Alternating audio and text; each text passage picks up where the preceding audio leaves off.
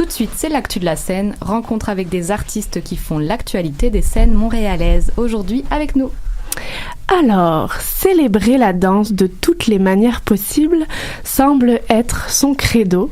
Elle nous arrive de Québec. En 2005, elle fonde sa compagnie Danse Cas par Cas et la semaine prochaine, elle présente au public montréalais sa toute dernière création de la glorieuse fragilité à l'Agora de la danse. Karine Ledoyen est l'invitée de Danscussion & Co aujourd'hui. Bonjour Karine. Bonjour. Merci d'être avec nous. Bretonne, il fallait le souligner, il faut le célébrer même, installée à Québec. Elle vit de la danse, la mange et la dévore et on l'aime sur les planches en interprète comme on l'aime en co-directrice artistique de l'Artère à Québec et co-réalisatrice de courts-métrages. Elle a la jeunesse dans le sang. Elle s'implique pour la vie et la survie de la danse à Québec et sera interprète dans la création de Karine la semaine prochaine. Rien de moins, Ariane Voineau est avec nous aujourd'hui. Allô. Bonjour Ariane, merci d'être avec nous. Et enfin, notre homme de la situation qui aujourd'hui porte ses lunettes. Première fois que je les vois. Il est formé acrobate de cirque, mais adore transgresser les codes et les conventions. Depuis hier soir, il présente sa toute nouvelle et première longue création Normal Desires au Théâtre La Chapelle, en vous invitant à une expérience sensorielle et intime de l'acrobatie.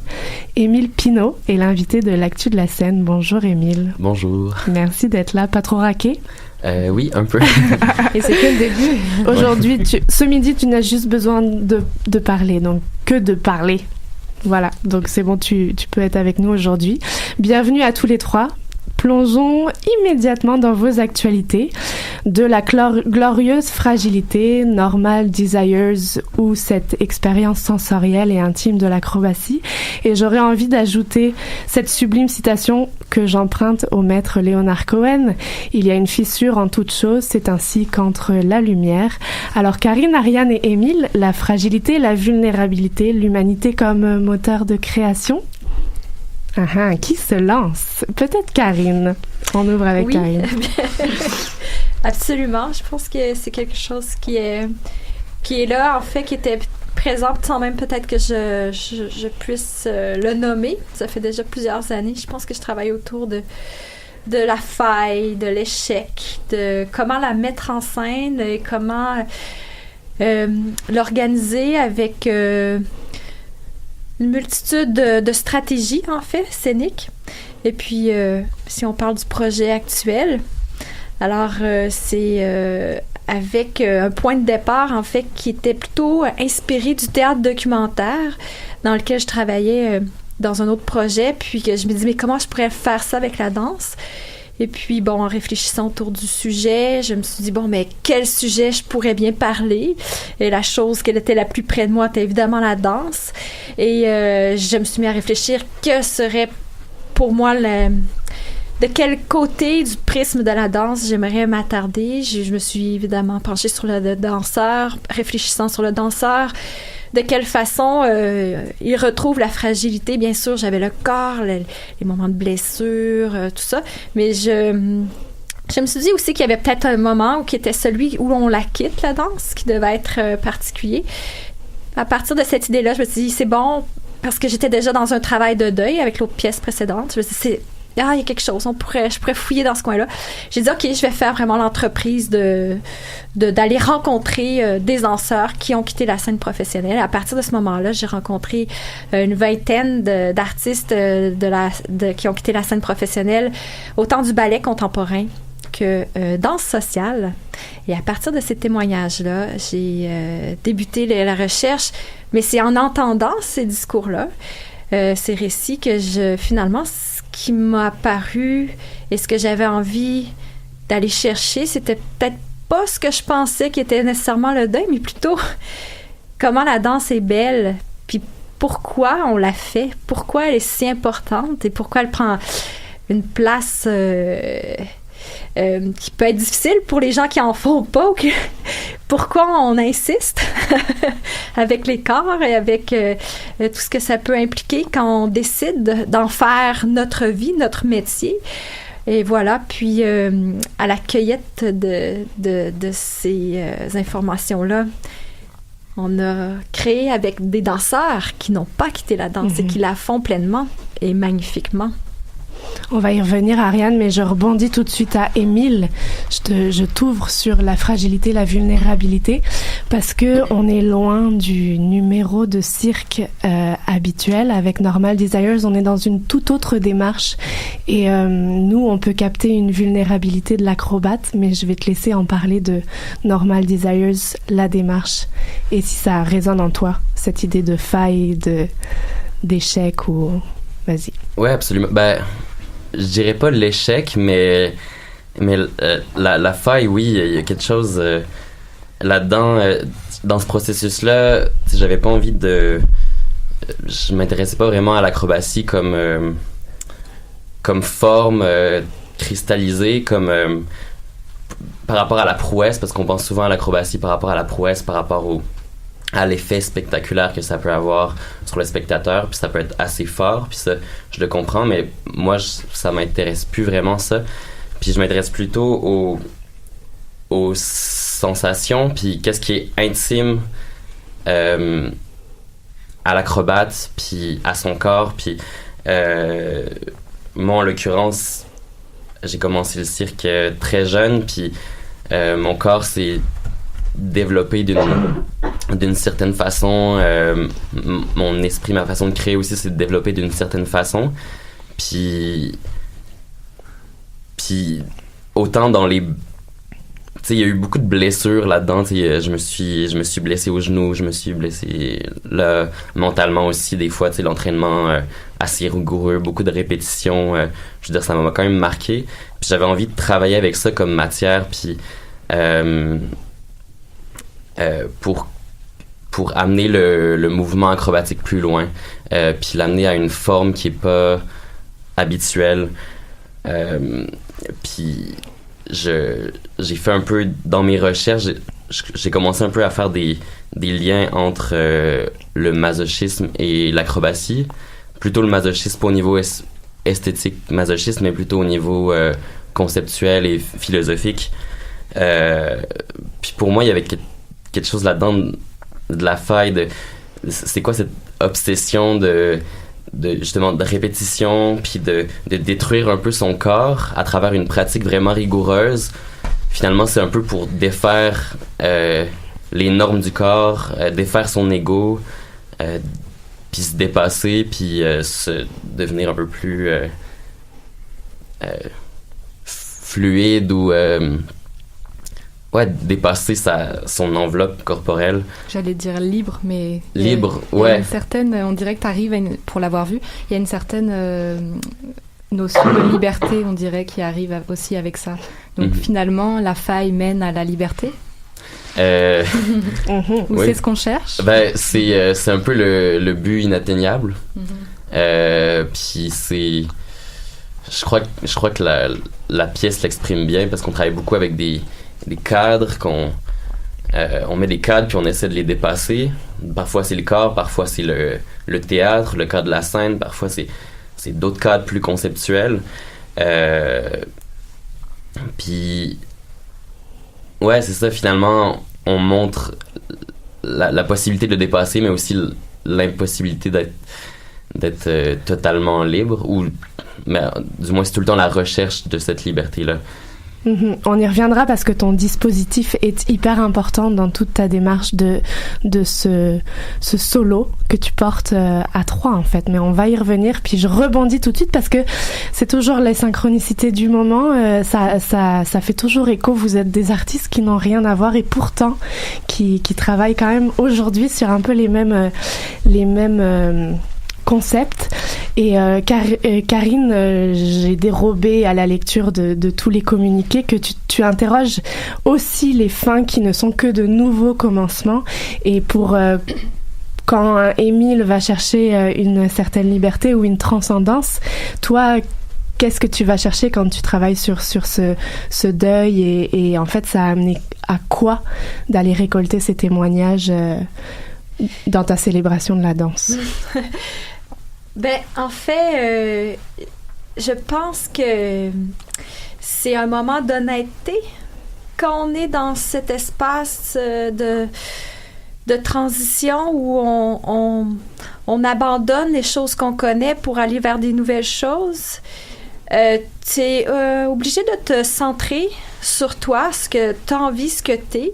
Tout ton rapport à ton identité aussi se questionne dans ces moments de transition-là.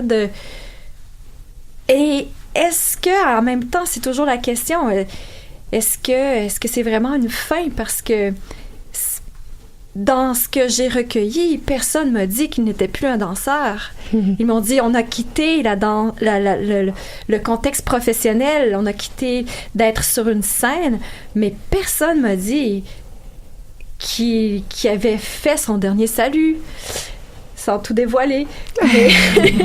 Mais je pense que c'est des moments d'honnêteté quand on est dans ces moments que moi j'ai nommé fragilité, mais ça pourrait se nommer d'autres force, absolument. Je pense que juste dans le titre de La glorieuse fragilité, il y a ce paradoxe qui est là. Puis je trouve que de mettre de l'avant cet espace-là dans lequel on vit à tous les jours des petites fins, hein, c'est pas obligé d'être grand, mais chaque journée apporte ses petits deuils, mais c'est commencement aussi.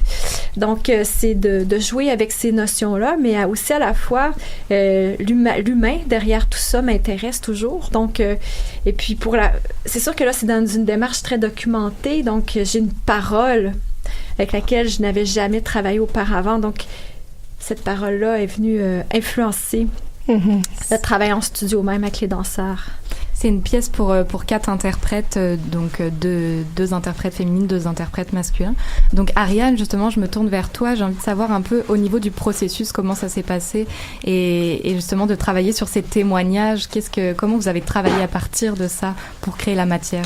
Oui, ben effectivement, on est 4 interprètes, mais il y a aussi une 5e qui s'appelle Andréane Giguère qui est à la disons conception plus vidéo. Vidéaste. Oui, vidéaste. Et du coup, donc il y a de la vidéo, il y a forcément les sons des entrevues, la voix des gens qu'on a entendus vraiment tout au long. Des fois plus long, des fois plus court, après ça, retravailler, etc. Fait que c'est quand même un dialogue entre, bien sûr, et la lumière aussi qui vient de rentrer. Fait que c'est sûr que c'est un dialogue entre toutes ces disons, discipline. Puis, dans le processus, je dirais que, tu sais, on est encore à trouver en ce moment comment tout s'imbrique, là, pour vrai, tu sais, je veux dire, ça s'en vient, mais ça a été quand même un travail de minutie dans le sens où mouvement versus vidéo versus ce qu'on entend, comment ça nous nourrit, puis comment on en dévoile pas trop, puis comment ça nous a habité, nous. Et je dirais que effectivement, comment dans le processus, ça nous a... on est parti de la fragilité, mais en fait, il y a plein de différentes parties là, dans le show. Donc, comme on disait hier, il y avait un midi coulisses avec des gens qui venaient voir une répétition. Puis, il y a quelqu'un qui avait demandé si c'était improvisé, pas improvisé. Puis, Karine a dit qu'elle voulait laisser justement pour faire écho aussi à ce qu'Émile disait tantôt dans son improvisation. Ben, je sais plus si on était en ondes ou pas, mais bref. Donc, au niveau de l'improvisation, il y en a aussi, donc, versus ce qui est écrit, ce qui est improvisé. Elle a envie de flouter un peu ses frontières. Fait que c'est un défi pour nous dans le sens où on est habitué à ce que ce soit plus écrit en général. Puis après ça, rentrer dans l'improvisation, on est dans une petite faille justement où on essaye de pas juger justement ce qui se passe, c'est ça qui se passe. Puis je pense que ce qui en ressort, c'est un lien très fort avec les artistes sur scène ensemble. Quand on est ensemble, parce qu'on n'a pas le choix d'être hyper connectés tous. Et puis, pour revenir aussi aux entrevues puis au processus des gens qu'on entend, c'est sûr, ça nous a nourri beaucoup, puis ça nous a beaucoup questionné sur notre place, sur comment on quitterait, est-ce qu'on quitte, est-ce que finalement... Ça reste toujours en nous. En tout cas, c'est comme ça a été un très large spectre de recherche et qui est encore en train de se faire.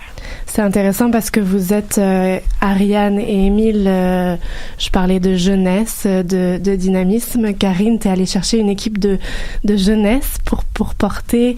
Ah, il y a un petit tic de l'œil, pas tout à fait. Ils ont l'air jeunes. Ils ont l'air jeunes, yes. C'est vrai. Ouais. Mais j'ai quand même Elinor Fouetter qui est, je sais plus son âge, mais c'est une maman de 2 enfants, un peu plus vieille que moi. Non, je pense qu'on ratisse quand même entre 25 et plus. Et là, plus, mais, plus, ouais, avec différents parcours, des créateurs aussi, Ouais. Ouais. Mais ma question est beaucoup sur, en fait, peu importe la jeunesse, j'imagine qu'on porte tous de sacrées histoires dans nos corps et que elles vont s'exprimer et que vous êtes des canaux aussi de réflexion et d'information. Vous pouvez soit compléter ou dire non, mais vous avez l'air de dire oui. Oui. Et Émile, en fait, j'avais cette réflexion quand on est dans la vingtaine et qu'on porte un solo comme ça et qu'on y va et que on réfléchit autant comment ça s'est passé, comment on s'entoure, comment on brise les codes aussi. Voilà. Ouais, ma question. C'est pourquoi un solo, je sais pas, c'est arrivé un peu par hasard parce que cette recherche-là que j'ai fait pour Normal Desires, c'est une recherche que j'avais commencée depuis quelques années, puis j'avais fait des ateliers de création en duo des fois tout seul, juste pour développer du matériel. Puis à un moment, tous ces questionnements-là sur l'acrobatie, sur le cirque, tout ça sont devenus vraiment urgentes, puis j'avais besoin de plonger là-dedans, puis d'explorer ça profondément, puis de créer quelque chose avec ça. Puis c'était tellement urgent que je pouvais pas attendre les autres. Comme j'ai pas pu, j'avais la difficulté à gérer de pas pouvoir travailler sur le matériel quand je voulais, parce que c'était vraiment une envie forte à ce moment-là. J'étais dans un rythme de tournée assez rigoureux pour d'autres compagnies. Puis fait que le solo est venu un peu par défaut, mais c'est heureux, je suis content d'avoir fait ça parce que ça m'a vraiment permis de me re-questionner sur mon corps, sur ma façon de danser, de faire de l'acrobatie, sur le cirque. Ça m'a mais vite, j'ai eu aussi envie oui, c'est un solo, mais j'ai eu aussi envie de me décentraliser de tout ça, puis de pas que ça devienne pas trop autobiographique. Fait que c'est pour ça que je me suis entouré de différents collaborateurs, mais qui étaient plus à l'extérieur de la scène, qui venaient un peu perturber ou soutenir ce que je faisais. Donc la conception lumière scénographique est venue dès le début du processus. Julien Brun signe les éclairages et la scénographie. Exactement. Puis il a aussi participé beaucoup. On était en studio ensemble. Puis évidemment, il faisait pas juste de la lumière, on discutait beaucoup. Puis ça a été beaucoup ma personne avec qui je rentrais en dialogue. Il y a Sébastien Kahn à la dramaturgie qui était aussi là depuis le début, puis avec qui on a beaucoup discuté, puis on a, disons, établi les bases conceptuelles de la pièce, qu'après on a travaillé les bases chorégraphiques aussi. Joël qui est arrivé un peu après, mais tous ces gens-là à la fois m'offrait une flexibilité parce que je pouvais continuer à travailler de mon côté, continuer à plonger dans ma recherche, mais aussi avec eux, je me sentais pas toute seule. Je crois que le faire toute seule, ça aurait été trop difficile. Juste des fois, je me retrouvais en studio toute seule, puis c'était horrible. Pendant une semaine, je savais pas quoi faire, puis fait que tous ces collaborateurs-là m'ont vraiment ça a vraiment été une collaboration, puis j'ai l'impression que ce show-là s'est créé à 7 personnes. Tu sais, je veux dire, oui, ça venait de certains de mes désirs, certaines de mes idées, mais tout ça s'est mélangé aux idées des autres, avec les gens avec qui je collaborais, puis aux propositions qu'ils ont fait. Donc voilà. J'allais dire aussi que d'autant plus que la musique est live, et donc tu parlais de, je sais plus encore si c'était hors onde aussi, on disait avec Ariane, mais tu disais que justement c'était assez inconfortable parce que tu avais l'improvisation était d'un soir à l'autre c'était toujours différent, donc tu laissais place à l'improvisation, et donc je voulais souligner la musique de Joël Lavoie qui est très très bonne. Voilà. C'est juste, je pense que Jérôme a une question de l'autre côté de la vitre. Jérôme! Il avait une question sur l'absolu du corps hier soir en sortant, et je pense qu'il peut l'ouvrir à tout le monde sur la question du corps. Mais d'avoir vu le show d'Émile, j'ai vu un engagement total, puis c'est ça, je me demande, est-ce qu'il y a une recherche d'absolu corporel dans ce que vous faites? Tous les danseurs, je pense, peuvent répondre à cette question, ou les performeurs. Alors on va commencer par Émile. Absolu, je sais pas. Oui, comme quand je pense au mouvement ou quand je suis sur scène, j'essaie d'être totalement présent puis totalement connecté à mes sensations. C'est un spectacle sur les sensations aussi. Puis j'essaie d'être connecté avec ça puis d'être le plus juste avec ça puis travailler dans cette direction-là, tout le temps me reconnecter, retourner à l'intérieur de moi puis d'être le plus présent possible, peu importe ce que ça veut dire. Mais l'absolu, je sais pas vraiment c'est quoi. Faudrait définir qu'est-ce que c'est l'absolu corporel. Ouais, c'est ça, j'étais là. C'est comme, ce serait, tu sais, pour moi, il y a pas vraiment d'essence. Tu sais, il y a pas comme quelque chose qui est essentiel à la danse ou à l'acrobatie. Pour moi, il y a 1000 choses qui sont essentielles. C'est pas, il y a pas comme un centre où tu fais comme, ah oui, ça c'est l'absolu de la danse. Je crois que c'est un peu plus évasif que ça, puis ça peut toucher plein de choses, puis il y a tellement différents types de présence, puis de façon d'être dans son corps, tu sais, puis dès le moment que t'es dans ton corps, finalement, puis qui est en mouvement, ce corps-là, c'est l'absolu de la danse, là, je sais pas. C'est ça, j'allais dire que pour moi, j'ai l'impression c'est toujours un absolu, dépendant de c'est quoi exactement la définition, là, mais c'est total, toujours, même que ce soit hyper minimaliste, même si c'est hyper lent, même si c'est ultra rapide, même si on est obligé on est là à 100%, fait que c'est sûr, c'est absolu, c'est sur le moment, c'est indéniable, c'est juste absolu, je pense. Puis je pense aussi, je fais comme référence à, justement, dans le show, à un moment donné, on a un duo avec Elinor qui est vraiment basé sur des poids contre poids. Puis, là, c'est quelque chose qu'on est toujours en train de travailler. Et puis, là, on est dans l'absolu de la recherche de l'instant, toujours. C'est que si on tire plus ou moins, il y en a une de nous deux qui peut échapper et tout ça. Puis ça, c'est un petit trésor que sur scène, là en répétition en tout cas, ça fonctionne, puis des fois on sent qu'on peut lâcher, qu'on peut revenir, puis d'accepter la faille en fait, là, la chute possible, le risque, c'est vraiment trippant. Et ce sera notre mot de la fin. Malheureusement, le temps file. Merci énormément à tous les trois d'avoir été avec nous. En tout cas, ce qui est absolument essentiel, c'est d'aller voir ces spectacles. Donc, je vais rapidement rappeler les dates. Normal Desires d'Émile Pinault, une présentation Densité du 22 novembre au 1er décembre au Théâtre La Chapelle. De la glorieuse fragilité de Karine Ledoyen, du 28 novembre au 1er décembre à l'Agora de la danse. Donc, courez-y. Est-ce que j'ai fait une erreur? Non, c'est bon. Tout le monde me regarde avec un air. Courez-y. On fait une petite pause musicale et on se retrouve juste après avec les chroniques.